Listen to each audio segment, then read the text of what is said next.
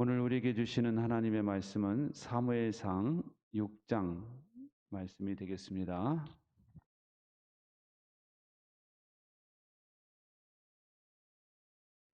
사무엘상 6장 7절부터 13절까지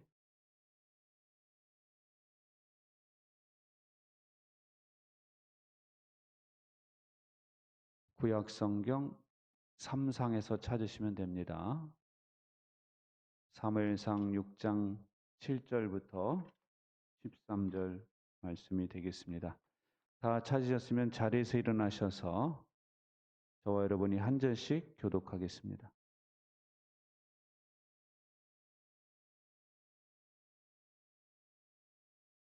그러므로 이제 새로 수레를 하나 만들고 아직 멍에를 메어 본 일이 없는 어미소 2마리를 끌어다가 그 수레에 메우고 그 송아지들은 떼어서 집으로 돌려보내십시오.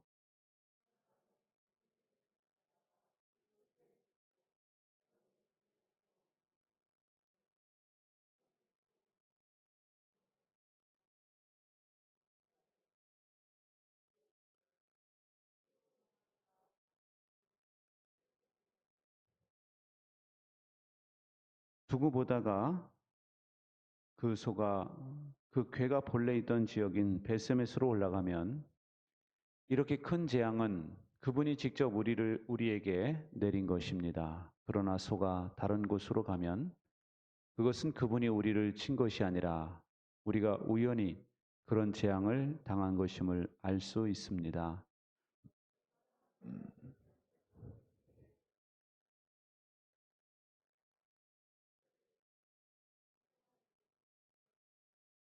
수레에는 주님의 궤를 싣고 금쥐와 그들의 악성 종양 모양을 본떠서 만든 물건들도 상자에 담아 실었다.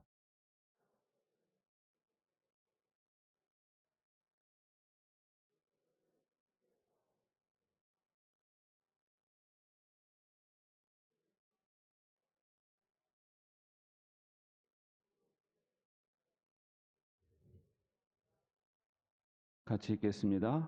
그때 베스메스 사람들은 들에서 밀을 베고 있다가 고개를 들어 궤를 보고는 기뻐하였다. 아멘. 자리에 앉으세요. 오늘 말씀은 주님의 궤를 돌려보내는 과정을 보여주고 있습니다. 주님의 궤가 블레셋에 머무는 동안 많은 사람들이 죽었습니다. 그래서 블레셋 사람들은 이 궤를 가지고 있는 것이 너무 부담스럽다. 그래서 돌려보내자 하고 결정을 내리죠. 그래서 이 사람들이 제사장들과 점쟁이들을 불러다가 그 방법을 묻고 있는 겁니다. 여기서 제사장은 우상을 섬기는 제사장들이고 그리고 점쟁이들이죠. 그 사람들에게 어떻게 이것을 돌려보내야 되는가, 그 예를 어떻게 갖추어야 되는가라는 것을 묻고 있는 거예요. 그러자 그들이 나름대로 방안을 제시하는데요. 이스라엘 신에게 속건 제물을 드려야 된다 하면서 자기들 나름대로 정한 방법을 이야기합니다.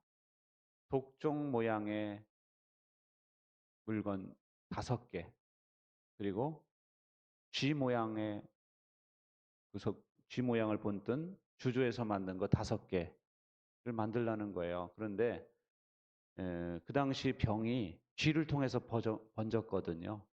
그래서 그 이스라엘 신에게 드릴 때 이 독종 모양, 쥐 모양을 한 것을 나름대로 이제 제물로 삼아서 금으로 만들어서, 그 당시 금이 가장 귀한 가치가 있는 것이니까 금으로 만들어서 제물로 바치라. 그래서 이것을 어떻게 옮겨가느냐 하면은 또 어, 멍에를 매보지 않은 암소 2마리를 사용하자는 거예요.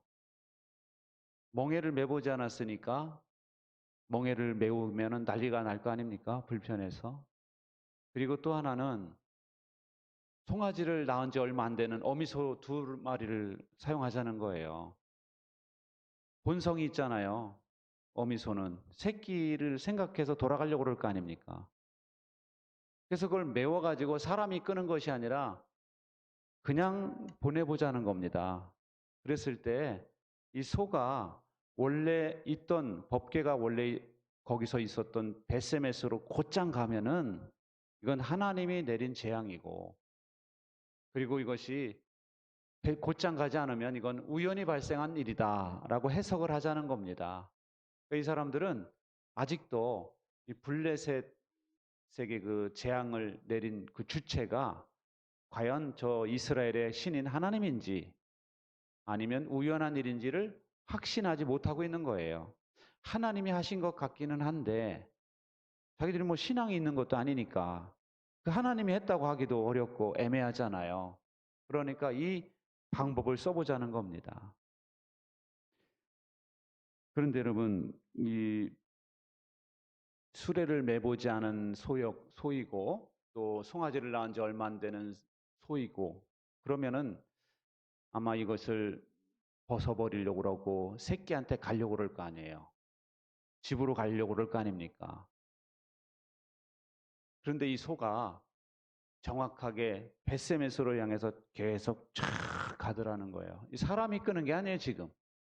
사람이 끄는 게 아니라 지들이 가고 싶은 대로 가보게 하자는 거예요. 근데 여러분, 에그론에서 벳세메스까지 13km예요. 여기서부터 저기 미원 가는데 그 중간까지. 그러면 여러분, 갈래길이 많이 나오겠죠? 2갈래, 3갈래, 뭐 계속 나올 거 아닙니까? 그 갈래길을 다 통과하는데 벳세메스로 정확하게 쫙 가면은 이것이 하나님이 내리신 재앙으로 해석을 하자는 겁니다. 근데 그렇게 갈 확률이 몇 프로나 되겠습니까? 거의 제로죠. 처음 매보는 멍에를 메고 처음 가보는 길을 벳세메스 가본 적이 없어요. 이 소들이 정확하게 벳세메스로 간다. 이것은 확률적으로 없는 거 아니에요. 근데 이 소가 정확하게 벳세메스로 쫙 가더라는 거예요. 한 번도 뭐 다른 길로 갔다 오지 않고 곧장 벳세메스로 쫙 2마리가 그것도. 그러더니 벳세메스의 여우수아라는 사람, 여우수아서가 아니고 동명이인 여우수아라는 사람의 밭 가운데 큰 돌이 있었거든요. 거기 가서 탁 멈추더라는 겁니다. 여러분, 누가 하셨습니까? 누가 하셨겠어요? 하나님이 하셨겠죠. 그래서 이 사람들이, 블레셋 사람들이 이건 하나님이 내리신 재앙이구나, 이렇게 인정하게 됐다는 겁니다. 여러분, 우리 하나님은요, 당신의 존재를 증명하시는데 소들을 사용하고 계시더라는 거예요. 말 못하는 짐승, 그런 짐승도 하나님의 명령에 정확하게 순종하면서 쓰임을 받고 있더라 하는 것이죠. 여러분, 우리 하나님은 우주 만물을 하나님이 섭리하시는 도구로 사용하실 수 있어요. 성경에 보면은 하나님은 천사장도 사용하십니다. 미가엘, 전쟁, 영적 전쟁을 싸우는 이 미가엘을 파송하시기도 하고요. 우리 하나님은 때로는 나라와 민족을 들어 쓰시기도 하세요. 어떤 나라를 심기도 하시고 망하기도 하시고 그 나라를 사용하기도 하시고 버리기도 하시고, 우리 하나님은 왕을 쓰시기도 하세요.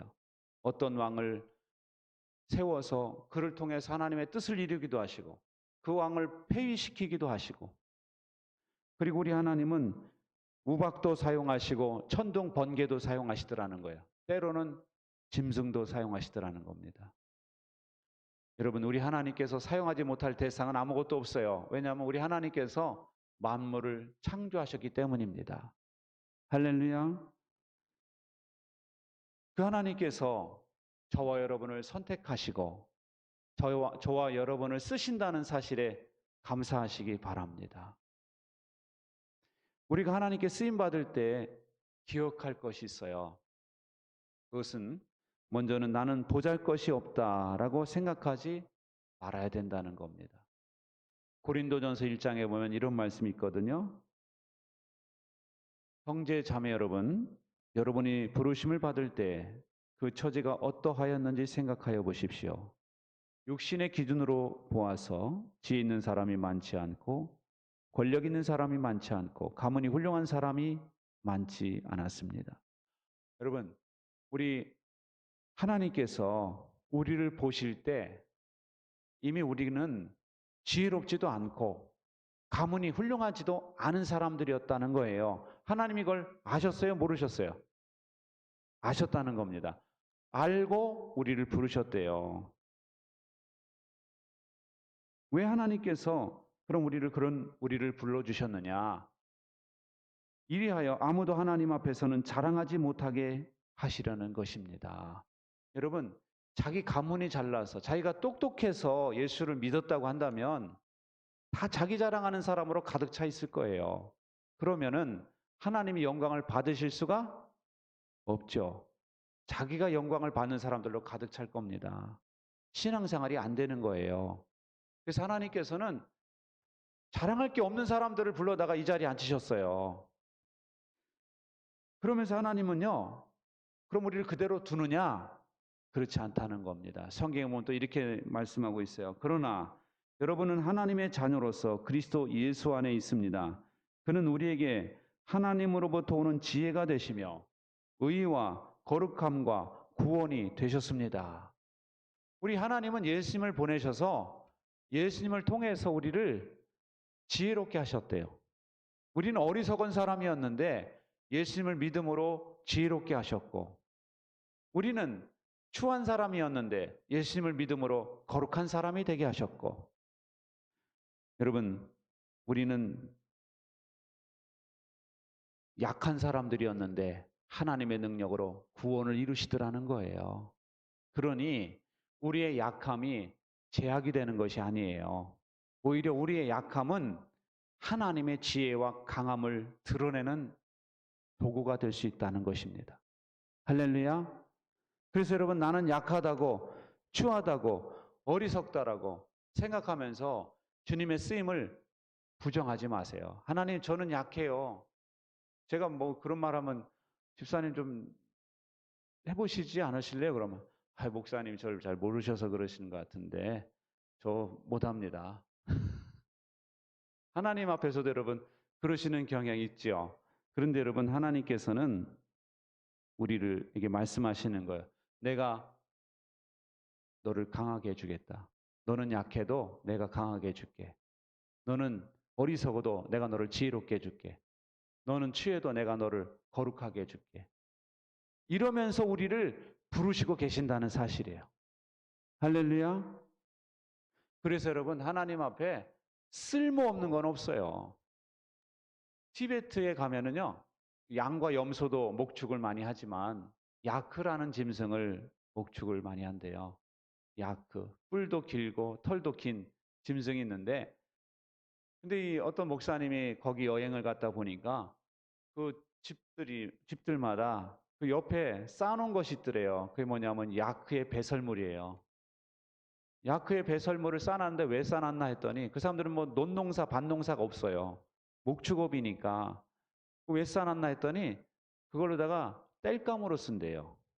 야크의 배설물에는 메탄 성분, 유기 성분이 다수 들어있어서 땔감으로 사용하기에 충분하다는 겁니다. 이걸 그냥 두면요, 온난화에도 영향을 미쳐서 안 좋대요. 근데 이걸 땔감으로 쓰잖아요. 그러면 농가에도, 목축업가에도 좋고 전 세계적으로도 유용하게 이 자원을 쓸 수가 있는 거예요. 여러분, 하나님이 주신 것에는요, 버릴 것이 없어요. 가축의 배설물도 쓰신다니까요. 여러분, 우리가 퇴비 사는 거 있잖아요. 퇴비, 그 안에 닭똥, 개분이라고 그러죠. 우분, 소똥, 돼지똥 이런 게 다 들어 있습니다. 그런 게 없으면 퇴비가 만들어질 수 없어요.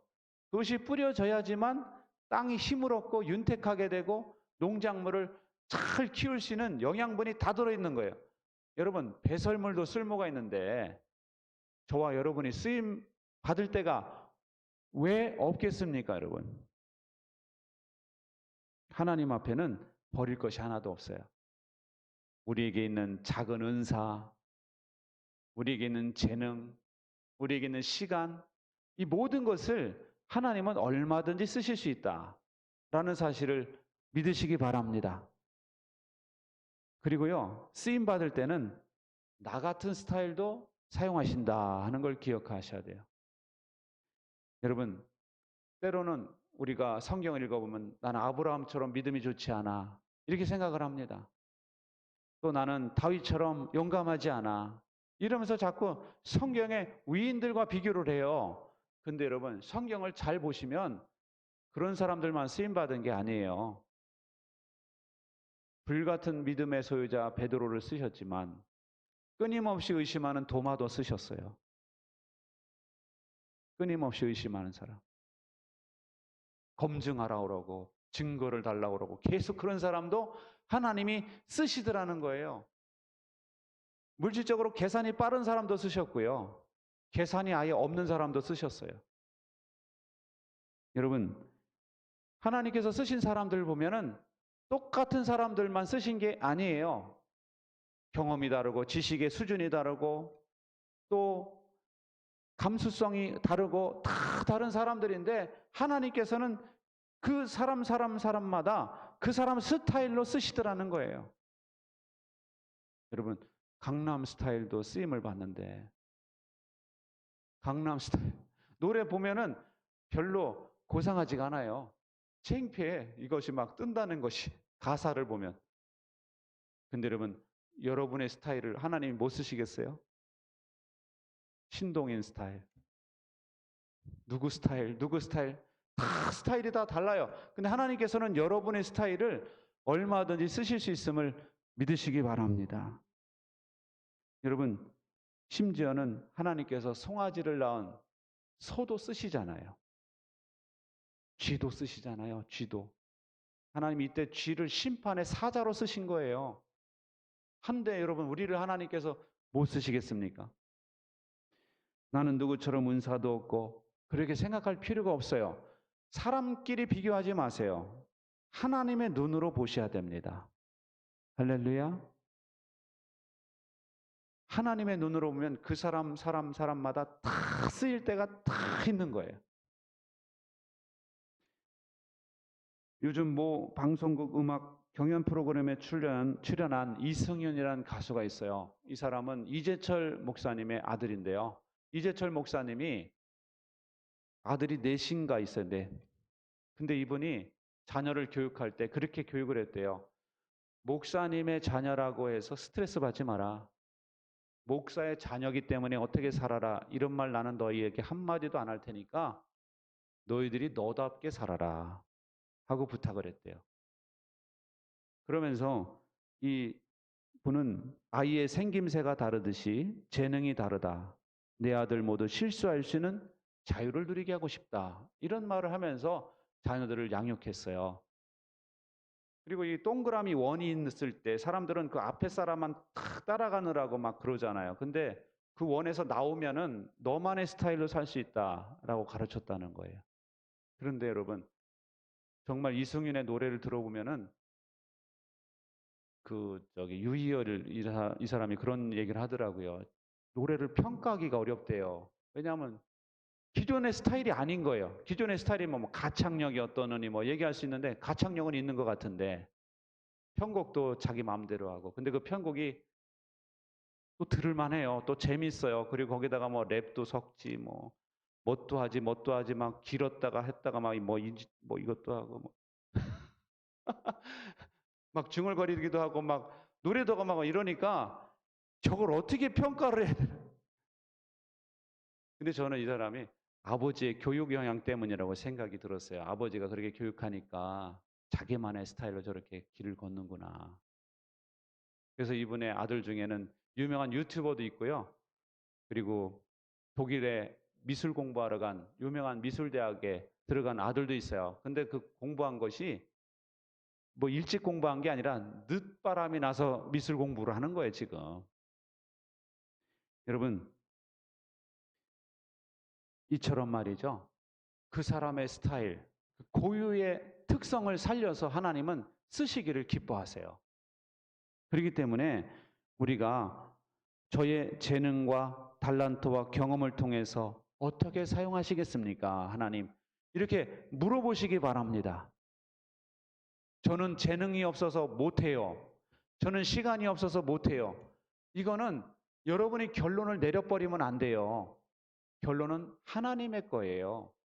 하나님의 거니까 우리는 하나님께 여쭤봐야 돼. 하나님, 저 같은 사람도 어디 쓸모가 있겠습니까? 물어보세요. 하나님께서 여러분을 귀하게 사용하실 줄 믿습니다. 그리고 우리가 쓰임 받을 때 알아야 되는 것은 현재 쓰임 받는 것도 중요하지만 훗날 더욱 나의 섬김이 귀한 역할을 할 수 있다라고 믿는 거예요. 여러분, 오늘 본문의 소를 보면은요, 이 소가 벳세메스로 가기까지 13km를 걸었어요. 근데 한 두세 시간 걸렸을 것이다 이렇게 보는데요. 거기에 도착을 해서 그 사람들이 이제 이것은 법궤를 실었던 소잖아요. 딴 데 쓰면 안 된다 해가지고 제물로 바쳐버려요. 거기서 죽습니다. 도살당해가지고 제물이 돼요. 이 소들이 쓰임받은 것은 두세 시간 그리고 13km를 걸은 것 뿐이에요. 그런데 이 성경이 씌어지고 나서 성경을 보는 사람들이 이 벳세메스 소를 통해서 그렇게 영향을 받네. 이 성경을 보면서 벳세메스 소를 보면서 헌신의 의미가 뭔지, 충성의 의미가 무엇인지, 옆에를 뒤돌아보지도 않고 앞을 향해 곧장 촥 하는 이 모습을 통해서 많은 사람들이 은혜를 받았어요.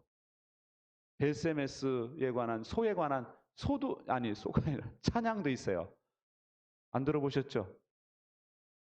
찬양이 있어요. 그 하나님을 찬양하는 건데 벳세메스 소를 통해서.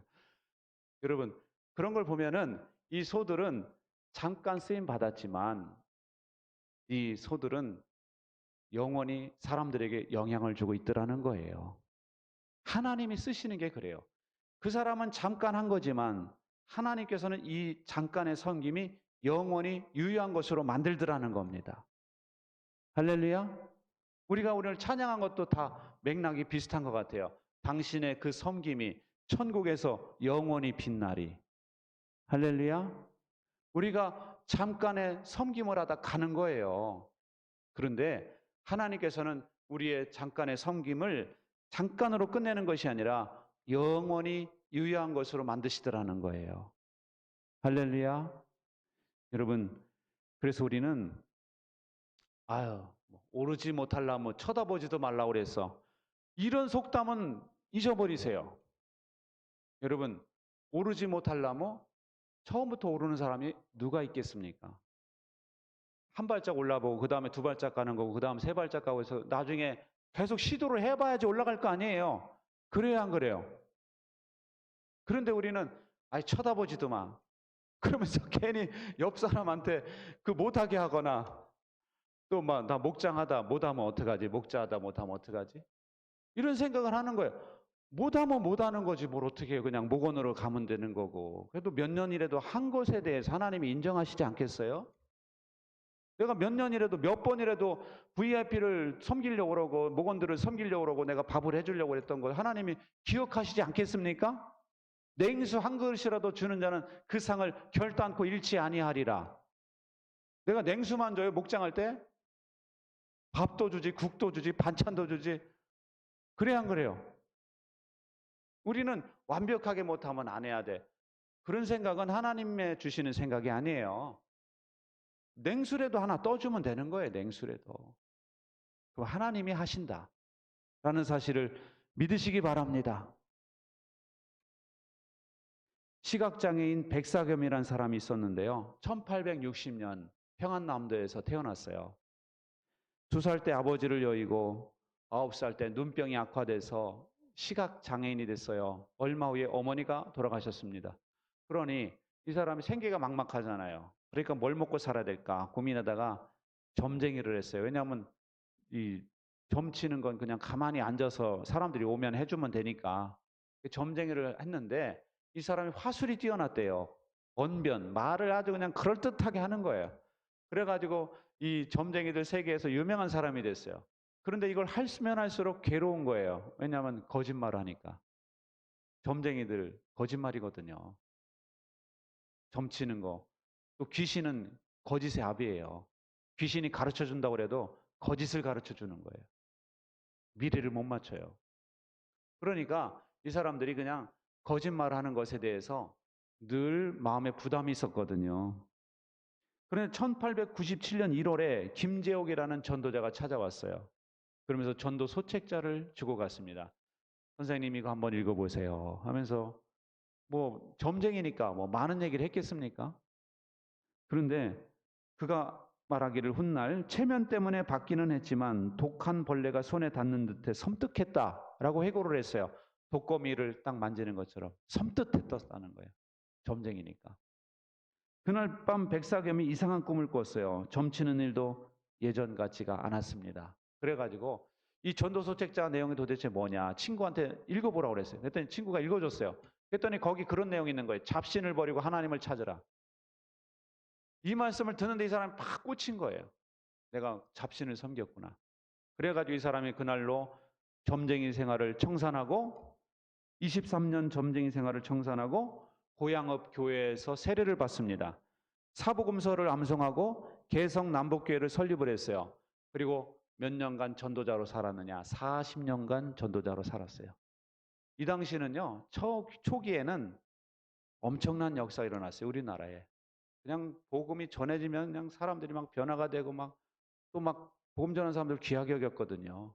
그래서 우리나라가 엄청 변화되는데 이 사람이 큰 영향을 미쳤어요. 그래서 별명이 조선의 삭개오예요.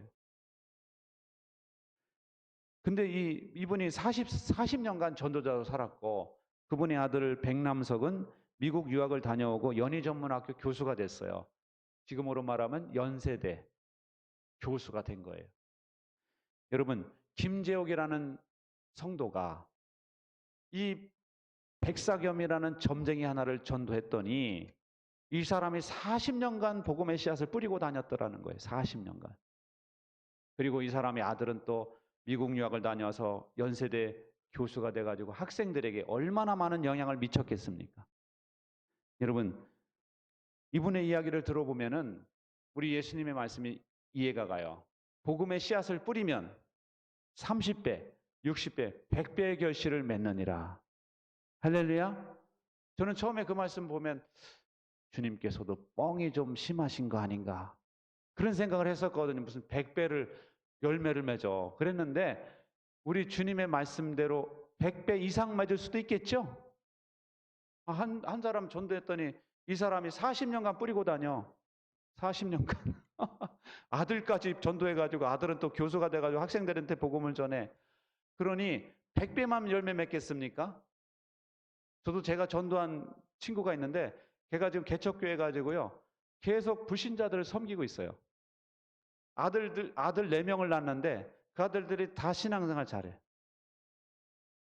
저는 그 친구를 생각할 때마다 마음이 뿌듯해요. 그 친구 대학생 때 전도했더니 그렇게 많은 열매를 맺고 있구나. 너무너무 감사하지 않습니까? 여러분, 우리 하나님은요 쓰실 때에 장애물이 없어요. 하나님께서 쓰시기에 못 쓰시는 대상이 없어요. 여러분, 우리도 나의 연약함, 나의 한계에 초점을 맞추지 마세요. 전능하신 하나님께서 저를 쓰시고자 하신다면 주님, 제가 어떻게 쓰임 받아야 됩니까? 이렇게 물어보시기 바랍니다. 하나님께 문을 여세요. 기회를 드리세요. 하나님, 제가 어떻게 쓰임 받기를 원하십니까? 그럴 때 하나님께서 저와 여러분을 가장 적절한 곳에서 가장 아름답게 사용하실 줄 믿습니다. 우리 모두가 하나님께 쓰임받는 복된 인생이 되시기를 바랍니다. 기도하겠습니다. 존귀하신 하나님, 이 시간도 하나님의 말씀으로 우리를 인도해 주시니 감사합니다. 우리가 전능하신 하나님 앞에 쓰임받는다는 사실이 영광임을 깨닫게 하여 주시옵소서. 그래서 우리가 비록 적은 재능과 적은 은사를 가지고 있다 할지라도 우리 하나님께서 우리를 쓰시고자 하실 때 주님, 제가 여기 있습니다. 주님께서 원하시는 대로 사용하여 주옵소서. 고백할 수 있는 저희가 되게 하여 주옵소서. 예수님의 이름으로 기도하옵나이다. 아멘.